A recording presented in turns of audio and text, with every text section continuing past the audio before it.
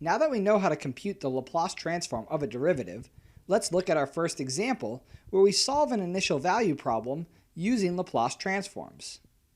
In this example, we want to find a solution to the initial value problem y prime equals 3y, where y of 0 equals 4. Notice that this differential equation is both separable and linear, so we can solve it using our older methods. We may even recognize the solution of such an equation to be y of t equals y naught times e to the 3t, since the function e to the 3t satisfies the trait that its derivative is 3 times the original function. In other words, it solves our differential equation. Moreover, we know that y of 0 is 4. So since y of 0 is y naught, we know the solution to this differential equation must be y of t equals 4 times e to the 3t.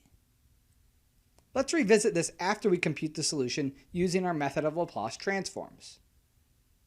Now, since both sides of this equation are equal, their Laplace transforms must be equal. So taking the Laplace transform of both sides, on the right, using the linearity of Laplace transforms, we get that the Laplace transform of 3y is 3 times the Laplace transform of y. And on the left, we'll use our property about the Laplace transform of a derivative to write the Laplace transform of y prime as s times the Laplace transform of y minus y of 0. And using that y of 0 is 4, we can rewrite our equation as s times the Laplace transform of y minus 4 equals 3 times the Laplace transform of y. Now this equation we can solve for the Laplace transform of y by adding 4 to both sides and subtracting 3 times the Laplace transform of y. This yields, on the left, s minus 3 times the Laplace transform of y, and on the right, 4. So we get the algebraic equation s minus 3 times the Laplace transform of y equals 4. From here, we simply have to divide by s minus 3 to get the Laplace transform of y itself. Doing this, we get that the Laplace transform of y is 4 over s minus 3. So now we know the Laplace transform of y, but we wanted to know y itself.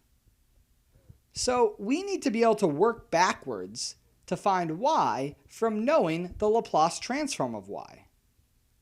To do this here, we need to make the observation that the Laplace transform of e to the 3t is 1 over s minus 3, because we saw in general that the Laplace transform of e to the at is 1 over s minus a.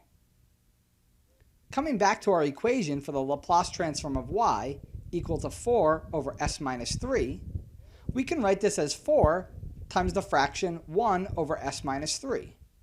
The reason we do this is because we can use that 1 over s minus 3 is the Laplace transform of e to the 3t.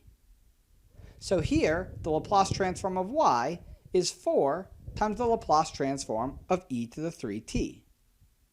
And again, using the linearity of Laplace transforms, we can write this as the Laplace transform of 4 times e to the 3t. Now if we look at both ends of our equation, this leaves us with the Laplace transform of y equals the Laplace transform of 4 times e to the 3t. And this agrees with the solution that we found above, that y must be 4 times e to the 3t. As we work through more examples, we'll continue to use a similar process.